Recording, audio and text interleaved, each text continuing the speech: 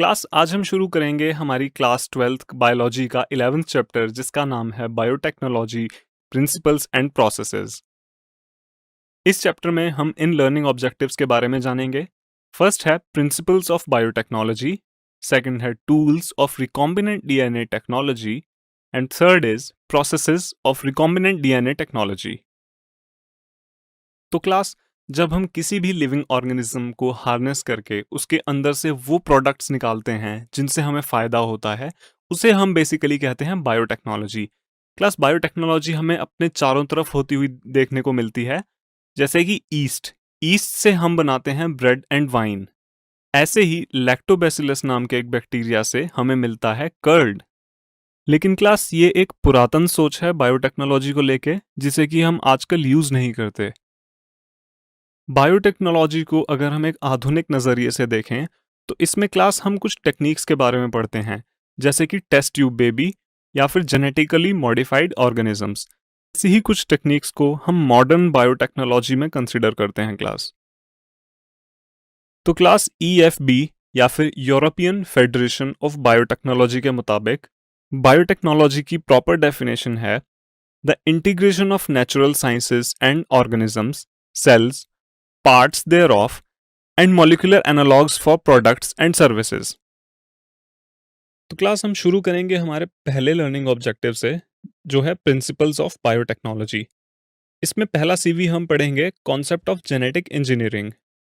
तो class genetic engineering का सबसे बेसिक एक्सप्लेनेशन है altering the chemistry of genetic material, यानी कि जो डीएनए है या फिर आरएनए है उसके केमिकल कंपोनेंट्स को अदल बदल के पूरा जेनेटिक मेकअप चेंज करना, जिससे कि उस ऑर्गेनिज्म के फिनोटाइप में कुछ चेंज आए, उसे हम जेनेटिक इंजीनियरिंग कहते हैं। जैसा कि आप अगली पिक में देख सकते हैं कि जो डीएनए या फिर आरएनए चेंज कर दिया है, यानी उसका केमिकल कंपोनेंट चेंज कर दिया गया है, उसको फिर एक होस्ट में डाला जाता है, जिससे कि उस होस्ट के कैरेक्टर्स जो हैं वो चेंज हो जाते हैं। तो क्लास अब हम ये समझेंगे कि जेनेटिक इंजीनियरिंग की हमें ज़रूरत क्या पड़ी। इसे समझने के लिए हम सेक्सुअल और एसेक्सुअल रिप्रोडक्शन के बारे में कुछ जानेंगे। क्लास एसेक्सुअल रिप्रोडक्शन में ऑर्गेनिज्म का जेनेटिक मटेरियल बचा हुआ रहता है। बचने से मेरा ये मतलब है कि उनके जेनेटिक मटेरियल में कोई भी वेरिएशन नहीं आता।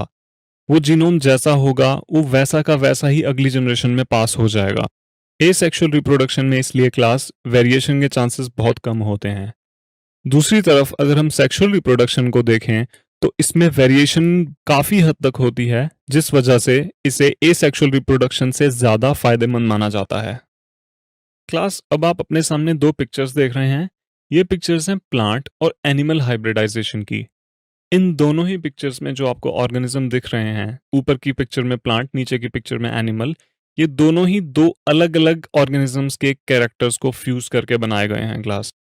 लेकिन क्लास ऐसे पारंपरिक तरीकों से हाइब्रिडाइजेशन करने में हमें कुछ प्रॉब्लम्स का सामना करना पड़ता है। वो प्रॉब्लम्स होती हैं कि जब हम ऐसे हाइब्रिडाइजेशन करते हैं तो कुछ ऐसे जीन्स जो कि हमें नहीं चाहिए होते हैं, जो कि अनडिजायर्ड होते हैं, वो भी हमारे जीनोम में इनकॉर्पोरेट हो जाते हैं। इस वजह से ऐसे कैरेक्टर्स और ऐसे ट्रेट्स पैदा होते हैं जो कि पैदा नहीं होने चाहिए थे। तो क्लास इस समस्या से पार पाने के लिए हमारे पास जो टेक्निक्स मौजूद हैं वो हैं ये दो टेक्निक्स, जिन्हें हम कहते हैं रिकॉम्बिनेंट डीएनए या फिर जीन ट्रांसफर। इन दो टेक्निक्स की मदद से हम सिर्फ उन्हीं जीन्स को अपने होस्ट के अंदर डालेंगे जिनकी हमें ज़रूरत है। कोई भी अनडिजायर्ड ट्रेट, अनडिजायर्ड जीन हमारे होस्ट के जीनोम में नहीं आएगा।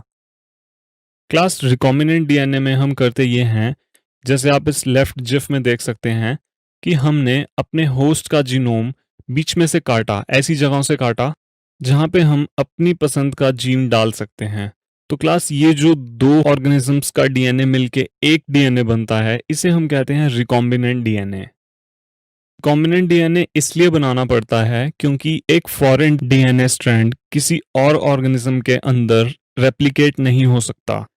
ऐसे फॉरेन डीएनए स्ट्रैंड को रेप्लिकेट होने के लिए कुछ कंडीशंस को फुलफिल करने की जरूरत पड़ती है क्लास, जैसे कि वो बाहर से आया हुआ डीएनए होस्ट सेल के उस क्रोमोसोम के अंदर इनकॉर्पोरेट होना चाहिए जिसके अंदर ओरिजिन ऑफ रेप्लिकेशन नाम की साइट्स हों।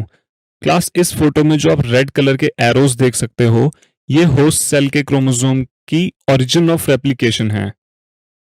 ओरिजिन ऑफ रेप्लिकेशन क्लास वो साइट्स होती हैं जहां से रेप्लिकेशन किक स्टार्ट होता है, शुरू होता है। इसीलिए ऐसे क्रोमोसोम के अंदर इनकॉर्पोरेट होके वो फॉरेन डीएनए भी साथ साथ रेप्लिकेट होता जाएगा।